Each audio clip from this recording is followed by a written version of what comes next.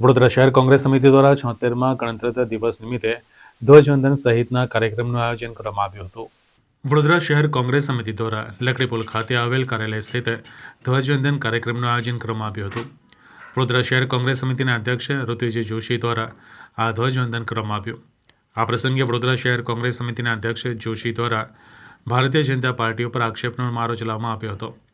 76મા ગણતંત્ર દિવસ નિમિત્તે વડોદરા શહેર કોંગ્રેસ સમિતિ લકડીપુલ ખાતે આવેલ કાર્યાલયના ધ્વજવંદન કાર્યક્રમમાં વડોદરા શહેર કોંગ્રેસ સમિતિ અધ્યક્ષ ઋત્વિજી જોશી, વિપક્ષના નેતા ચંદ્રકાંત શ્રીવાસ્તવ, મ્યુનિસિપલ કાઉન્સિલર બાળુ સુર્વે, પુષ્પાબેન વાઘેલા સહિત વડોદરા શહેર કોંગ્રેસના પદાધિકારીઓ તેમજ કાર્યકર્તાઓ મોટી સંખ્યામાં વિશેષ ઉપસ્થિત રહ્યા હતા। પ્રજાસત્તાક દિવસ, રિપબ્લિક ડે, ગણતંત્ર દિવસ તરીકે આપણે ઓળખીએ છીએ। આજે એ દેશના બધા નામી એનામી બધા નેતાઓ જેમણે આ દેશ માટે આઝાદી માટે સંઘર્ષ કર્યો, શહીદી આપી, બલિદાન આપ્યું, એ બધાને આપણે આજે યાદ કરવા પડે। મહાત્મા ગાંધી હોય, સરદાર વલ્લભભાઈ પટેલ હોય, પંડિત જવાહરલાલ નહેરુ હોય, મૌલાના આઝાદ હોય, શહીદ ભગતસિંહ હોય, સુખદેવ રાજગુરુ, આ તમામ નામી અનામી, કારણ કે અંગ્રેજો સામેથી દેશને આઝાદી કેવી રીતે મેળવી આપણે સૌએ વાંચ્યું છે, સાંભળ્યું છે અને જાણ્યું છે।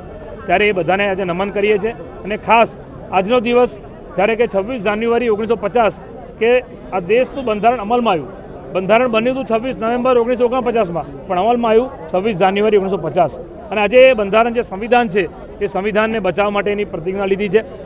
દેશ બધા નેતાઓને નમન કર્યા છે, કારણ કે દેશમાં, રાજ્યમાં અને ખાસ કરીને વડોદરા શહેરમાં જે સ્થિતિ પરિસ્થિતિનું નિર્માણ થયું છે કે આજે લોકશાહી ખતરામાં હોય, સંવિધાન ખતરામાં હોય, આવું એટલા માટે કહેવું પડે કે જ્યારે જે વેરો ભરનારા લોકો, જે પ્રજા છે, સામાન્ય પ્રજા, જ્યારે એમને ન્યાય ના મળે, જ્યારે એમની સાથે અન્યાય થતો હોય, આજે હરની બોટ કાંડને 1 વર્ષ થઈ ગયું, 12 નિર્દોષ બાળકો, 2 શિક્ષકોએ જીવ ગુમાવ્યા, આજે પણ ન્યાય નથી મળ્યો। આ વડોદરામાં ભ્રષ્ટ શાસનના કારણે પૂર આવ્યો, દર વર્ષે પૂર આવે, પણ આ વખતે તો છેલ્લા 2 મહિનામાં જ 3 વખત પૂર આવ્યા। લોકોને 3 દિવસ ઘરમાં બેસવું પડ્યું। બાળકો, નાના બાળકો, યુવાનો, વડીલો બધા નુકસાન થયું। 11 જેટલા લોકોને મૃત્યુ થયું। તો આ જે ભ્રષ્ટ શાસકો છે, જે પ્રજાનો અવાજ નથી સાંભળતા, તો માટે અમારે એમને સંવિધાન અને બંધારણ યાદ કરાવવું છે। અને આ વડોદરા ન્યાય યાત્રા જે છે, કોંગ્રેસ પાર્ટી આગામી દિવસોમાં વડોદરા શહેરના અલગ અલગ વોર્ડમાં પણ અમે લઈને જઈશું, કારણ કે આ દેશની અંદર કેટલા બધા આપણા નેતાઓએ જે કુરબાની આપી, ત્યારબાદ આજે 76 વર્ષનો આપણે અમૃત મહોત્સવ ઉજવી રહ્યા છે। ત્યારે આપણે યાદ કરવું જોઈએ કે અમૃત પીવા માટે પણ આપણા નામી અનામી નેતાઓએ વિષ પીધું હતું, ત્યારબાદ આપણે અમૃતનો સ્વાદ ચાખી રહ્યા છે। ત્યારે આ સંવિધાન દિવસ, પ્રજાસત્તાક દિવસ તરીકે આપણે ઓળખીએ છીએ। એમની આપણા માધ્યમથી તમામ શહેરીજનોને શુભેચ્છા પાઠવું છું।